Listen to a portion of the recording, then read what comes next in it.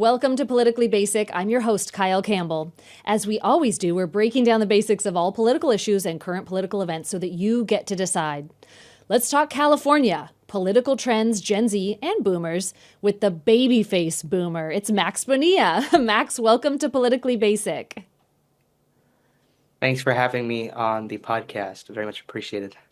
Well, this is going to be great. So you just graduated college. You're Gen Z, but you call yourself a boomer. What's up with that? And P.S., congratulations. Well, thank you very much. The main reason I do that is because I've talked with all different adults and even people my age, and they say that I dress like one. The way that I put on my shorts, the kinds of shirts that I put on, the fact that I'm typically wearing a cap and my New Balance shoes. Every now and then I might have Nike or Adidas, but I typically rock a boomer type outfit, you might say, or a dad outfit. And so people point that out. And so I decided to name myself the Babyface Boomer because, I'm not a boomer, obviously, and I'm much younger than one, but people think I've conducted myself enough like one, apparently. Well, I think that might be a compliment. So, Max, tell us a little bit about your background. Were you born and raised California? Born and raised California, grew up in California, moved from southern to northern, of course, in my lifetime.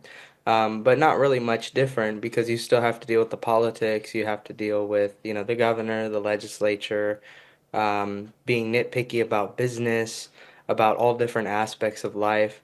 But I really loved it over here. I don't really consider leaving, even though those things are going on. Yeah. It is a very big state, and politically, southern versus northern means quite a lot of difference. So I'm sure you have that influencing the way that you talk politics. So you're a California guy, born and raised. You're in the political realm. You've had good success at talking politics. You've amassed a great following. How did that get started for you? Well, thank you. It all started during the pandemic. We were all just locked inside, and of course, I had opinions about all different things, and I just felt the need to share them. And so I got out there on, TikTok and Instagram and all those things and just started posting. And then, it took maybe a couple years, and then things finally started taking off. But when I was posting factual things about legislation, about court proceedings, just about things that would impact people's daily lives. And I think they had a hard time not resonating with that. Yeah, you do a good job of explaining things. I get why people tease you and think that you're a boomer because there are so many people creating content right now. And I think especially over the past maybe year or so, it got really popular to talk politics.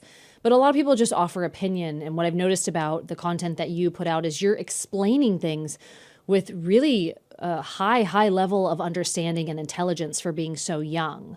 So I think that people are resonating with you because they're learning from you.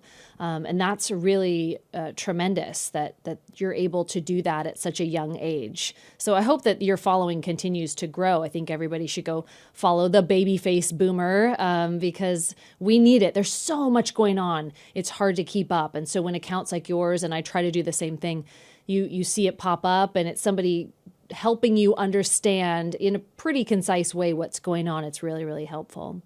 So good job, number one. Number two, Thank you. you've seen a lot of what's going on across the state. You've lived in different parts of it. We pay attention to California, not just those of us who live here, but nationally, because it's in a way bellwether in an extreme way. But particularly lately, our governor thinks he's running for president. He might very well be. We Right. have had natural disasters, political leadership failures. We've seen a lot of things happen that have really shaken not just the state and the citizens, but I think really popped up in people's consciousness like, hey, we better watch what's going on in California.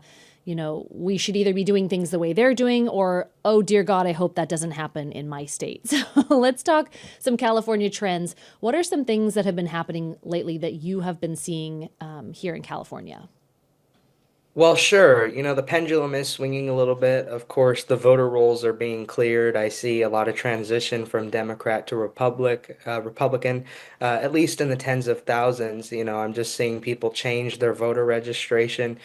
Even in states like Pennsylvania, things are shifting red a little bit.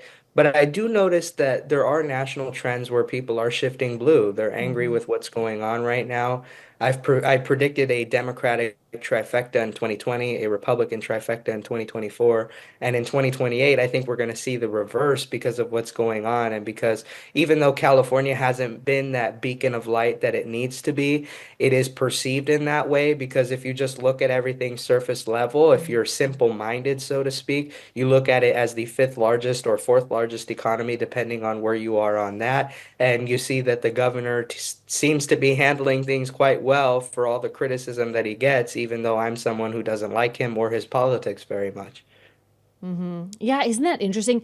One piece of feedback I get frequently when I talk about Gavin Newsom or talk about things going in a bad direction here in California, and I do that pretty frequently. I love this state and hate to see her suffer. But people always say, why do you keep voting for these people who seem to be the problem here, right? And so that's the Hmm. question, Max. And, we're talking voter rolls, we're talking shift, but I'm not sure people believe that that's going to happen. And when you see or hear from people who think that Gavin Newsom's doing a good job or that everything that has happened, it's not his fault or Karen Bass's fault or, any Democrat leadership's fault. Do you think that California really truly is going to trend more red, or do we just have a different way of understanding what happens in this state and that people will continue to vote in Democrat leadership? I think Democratic leadership will continue to be voted in, even though there's a slight trend towards Republican. What people have to realize, though, is they say, look, Newsom has no chance in hell. No Democrat has any chance in hell of getting into elected office ever again. I wouldn't say that. I wouldn't go out that far. Everybody thought Obama didn't have a Mm-hmm. chance in hell. Everybody thought Trump didn't have a chance in hell. Everybody thought Biden didn't have a chance in hell. And look at what happened. And so I'm just warning people to be cautious. And they're not. They're getting, they're resting a little too much, I think. I think that they're getting a little too complacent given what's happening right now. And they don't see that there could be a lot of pushback going the other way, considering the things that are happening right now. Sure, people voted against this illegal immigration nonsense and to deport some people, but there are a lot of people who are upset over the kinds of people that are being targeted in those operations. I'm not one of them, but I'm talking about the people who are like, didn't I vote just for people maybe who had a criminal record to be Mm. deported and not just people who came here illegally? And these are people who differ politically from me, of course, maybe more moderate. Well, you make some really excellent points there. Let's dig into that. Let's go there right now. I'm highly interested to hear your opinion on what's happening with the ICE raids.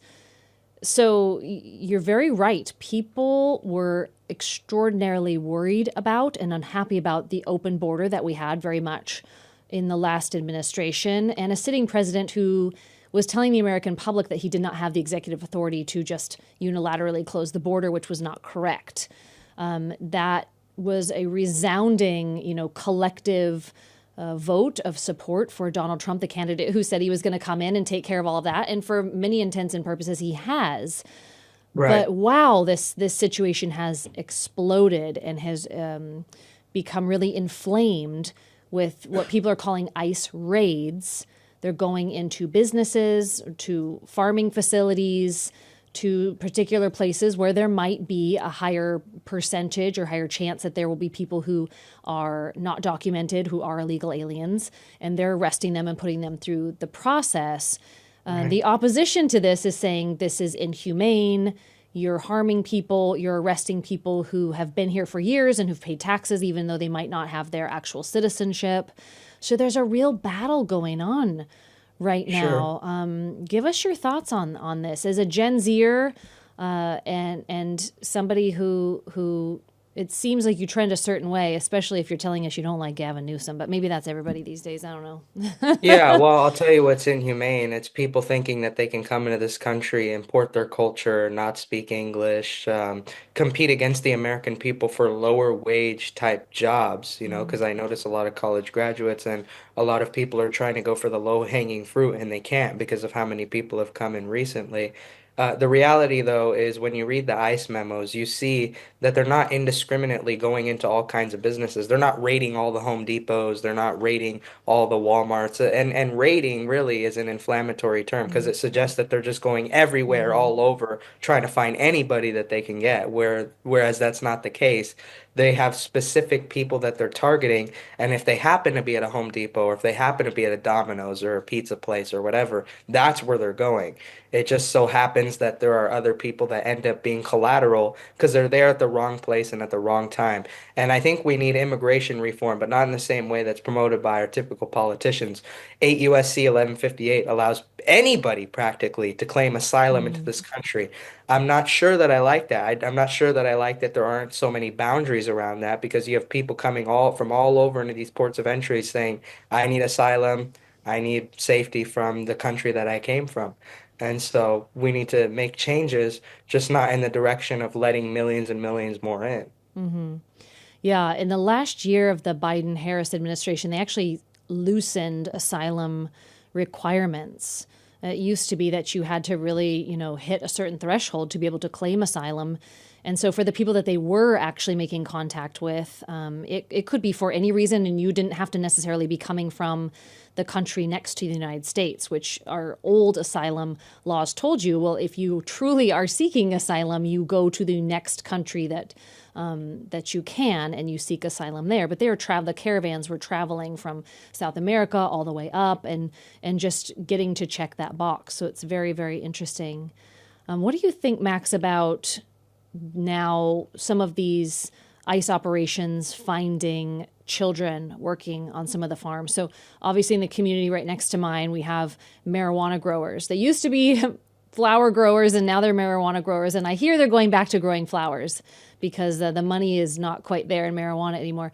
But there have been operations that have located and found a number of children working there.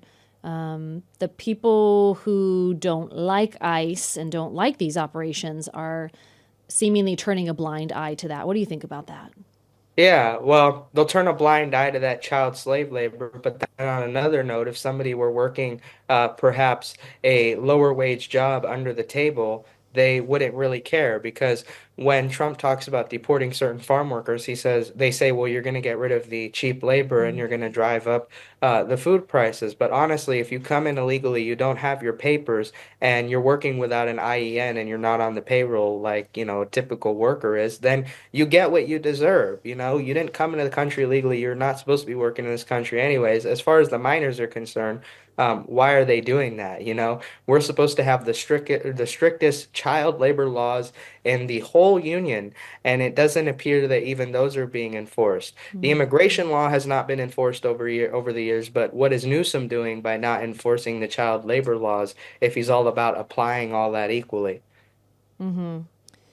And there's this concept or way of looking at immigrants in our country now that they are the ones that will fill the work positions that nobody else wants. They will do the backbreaking work of picking the fields. They will clean the Yeah. toilets, and isn't that racist, number one? But isn't that not the way we should be viewing people by justifying illegal Mhm. immigration so that they can work the jobs that no one else wants to work? Yeah, sure. Number one, I don't think it's racist as much as it is ignorant. And I say that because an immigrant can come from anywhere in the Mm-hmm. world. It's not just one specific group. And, these people that are doing the toilets and whatnot, I think that they tend to be doing it for cheaper than what an average American might be. You look at a Caucasian American, they can probably provide a lot of the same services that these people are providing, just not at one third of the value that it's worth, like some of these people are providing it for. And what you have then is a deflation of the value of these jobs. And not only is cost of living going up because our dollar's value is going down as the inflation is happening, which is, of course, a hidden tax, but also people are taking on jobs at a lower value, and therefore everybody else that's in that industry has to pay the price for it. Yeah, That's what's absolutely. happening. Yeah, absolutely. It's not good for anyone. And so I think when we hear the narratives that, these people are being protected or their jobs are being protected, that's not the best scenario for them. And we've got to look at what's best for every group of people in their particular circumstances. Max, Right. sorry, go ahead. No, I'm sorry. I mean, it's just the reality is that, these people are saying, well, these guys are not taking jobs. What's really happening, though, is that they're taking the jobs for less of a value of Hmm. what an American citizen would be expected to get paid. So, yeah, in that sense, they are taking the jobs. Have you seen any information coming out of the ag industry or some of these other industries after ICE has gone in and made some arrests? Are we seeing any numbers come out of that there's a shortage of labor or this has dramatically in any way affected those industries? Well, as far as I'm concerned, I haven't seen any reports explicitly. We don't have any news going on about the bombshells, but that would definitely be something to keep track of, given that the Secretary of Agriculture is like, we need to keep doing these deportations, so we need to see the effects of those, of course. But the reality is, even if you were to just talk about the agricultural workers, there's a history behind them, especially in California, where you have Cesar Chavez. He's a guy who's celebrated on the left for, helping the farm workers get higher pay. But the way that he achieved that is through getting rid of the illegal immigrants. And he called the illegal immigrant workers wetbacks simply because they were not going on strike with the American workers to achieve the higher wages. So this problem where you have illegal immigrants accepting jobs at much lower rates than Americans and therefore taking jobs from them is a problem that goes all the way back to Cesar Chavez's day, and he hated that stuff. He absolutely hated it. He looked out for the welfare of Americans much more than he did illegal immigrants. And so that's what they need to be doing with these deportations. I think it's important to take the facts, the numbers, and the statistics into account. And I think that's something that hardly the left news media does. Absolutely. I'll agree with you there. Okay, we got a lot of breaking news going on, Max. We have a lot Absolutely. of files people are calling to be released on a number of topics. Obviously, we have Epstein files and some fishy behavior coming out of the administration. First, we were going to see some information. We had some white binders Pam Bondi gave to some conservative influencer journalists. That was called Sure. Phase One. There weren't really any bombshells or any new revelations in those. We have not ever seen a Phase Two, except now we see FBI Director Kash Patel and Deputy Director Dan Bongino come out and say, he Epstein definitely offed himself and there's nothing to see, and now we're not going to see any files. Speaker Johnson comes back around and says it's important that we do release what we can. Pam Bondi saying if there's anything credible, we'll release it. Where are we at with this? What's your take? Are we going to Mhm. see anything? Does it matter? What do you think is going to happen with regard to Epstein? Oh well, Trump's calling it a hoax. Not that what Epstein did was a hoax, but that it is being used by the Democrat Party to distract from other things or to try to harm President Trump and his administration. Let's have your take on all this. Sure. Well, A, it was a campaign promise. So, um, why would you want to campaign on a Democrat hoax? You said you would release it. Your supporters are therefore expecting that you release it, and you signed an executive order saying you were going to release it. So he's already dragged himself into this. There's really hardly any way of getting out of it. Now, if I were a Democrat right now, there's no reason for me to campaign to release those Epstein files. If I'm going into 26, I wouldn't campaign on releasing the Epstein files because I know a lot of the people in my party are implicated in that. But what I would do is I would continually bash Trump for promising to release the list and for not doing so. And I think that's going to be the Democrat strategy going into 2026. That's going to be one of the big things that angers people because a lot of people on both sides, they don't like this idea of children being smuggled off to an island and the people that are behind that not being held accountable. Hmm. So whether there is a client list or not, and all this argument that's going on doesn't matter because there are files, there is evidence, there are documents that implicate a number of people, regardless of what you want to call it or what label you want to give it. And so people are expecting this. And I think people are even more concerned seeing Congress adjourn early just to avoid having a vote that would break typical procedures on this Epstein thing to try to release the files. Because I know that Representative Ro Khanna, I'm keeping up with him on TikTok, and Representative Thomas Massie were eager to get this out there and to uh, not be invested in this Obama stuff and all these other things. I think the Epstein thing's like number one on people's minds right now. It really is, even with so-called distractions.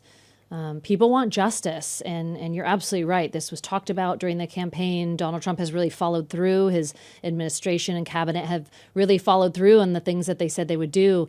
The optics of this are real messy, so I think they better give the people some nuggets here pretty soon, or that very fragile trust that the American public has in government in general is only going to be fractured further. Along these Absolutely. lines of, yeah, along the lines of, files being released or documentation being brought forward, or scandals, we could call them. Director of National Intelligence Tulsi Gabbard has just come forward saying, hey, Barack Obama really essentially manufactured this Russiagate investigation and those allegations against Donald Trump when he won the presidency in 2016. And she's intimating that she has receipts. Obama making a very rare statement saying this is a distraction, this is ridiculous. Knowing what you know, what do you think? Do you think he took a nothing burger and made it into a big old delicious, juicy smash burger? Sure. I mean, I think everybody knew that Obama would have been implicated in a lot of criminal things a long time ago, and I think he really should have been arrested a long time ago. I think now is the worst time to bring this up, and I think the only reason to bring it up now would be to distract from the Epstein stuff because it could have been brought up a long, long time ago. This was back in 2016. I think people are not really invested in events of 10 years ago or events of 9 years ago. If you were to gauge the American mind, I think they're really thinking like, okay, then just arrest him if this is a real serious thing. Get it done. Stop posting memes on the internet. The reality, though, I think, is if you do arrest anybody on the Democrat side, Hillary, Obama, you arrest any of those guys, they will spill the beans. I mean, they Mm, will. They know, I think, these guys, they transition with each other. They still talk to each other. Republicans, Democrats collaborate on getting one administration in the office into another. A lot of times you find that they're buddies, even outside of the political world. So I think you're going to see a lot of beans get spilled if you see arrests being made. And I don't know if the administration wants to risk that or not. I mm. don't. I think that they're going to lose even more trust. They're going to lose even more trust from Americans if they do any of that stuff, because some bombshell stuff will end up coming out on some people there. Yeah, wouldn't that be interesting? I mean, Obama essentially, the rumor is that he runs a shadow government from down the street, down the street from 1600 Pennsylvania. That he is still extremely relevant and powerful, probably more than anyone in the Democrat Party. So I wouldn't imagine we'd hear anything in any deposition other than they're exercising their Fifth Amendment right, not answering, same as what we're seeing with the auto pen. Right. But no, you make excellent points there. Well, we'll see what happens. It's a very very delicate house of cards with situations like this. We got leadership Sure. and very powerful people on both sides with something to lose, and we'll see what the American public gets at the end of the day. It'll be interesting.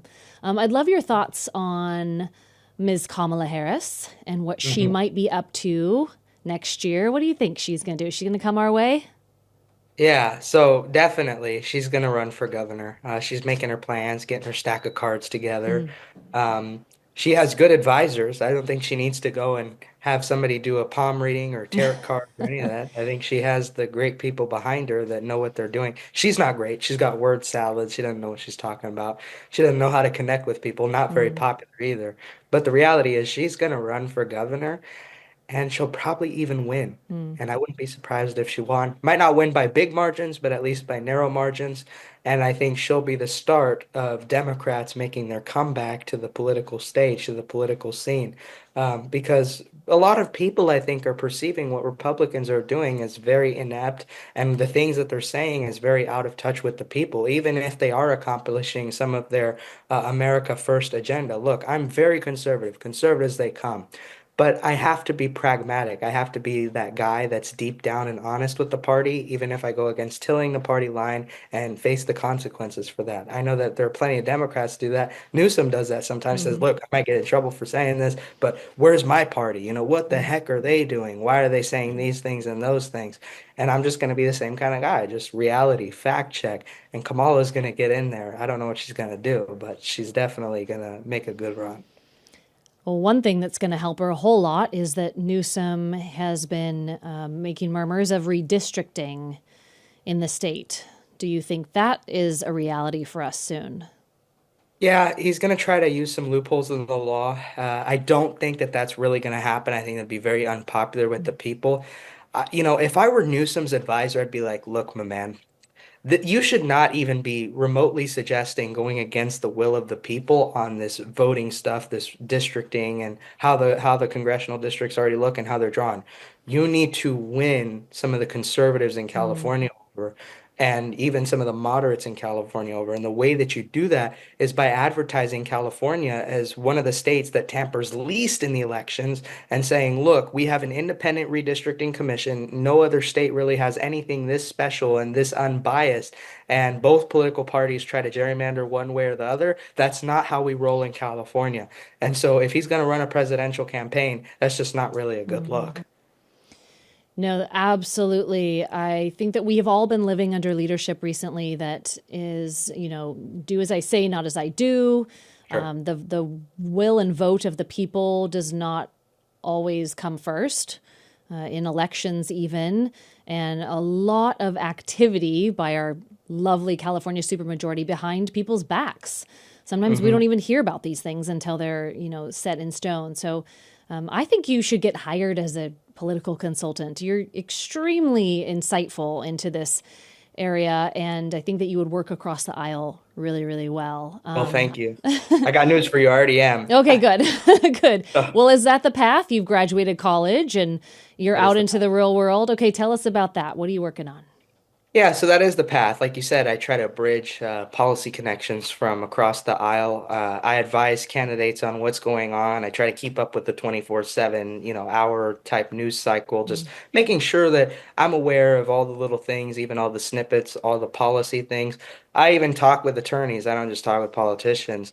And we're all in agreement. Like you talked about this auto pen scandal, for Mm. example. And that's just one of those things that I'll talk about with them to keep them informed and say, look, here's an opinion that the public might find valuable, right? I saw a Department of Justice memo on the auto pen and the legality because it's been used for a long time, right? Biden is not the first Mm-hmm. administration to use it.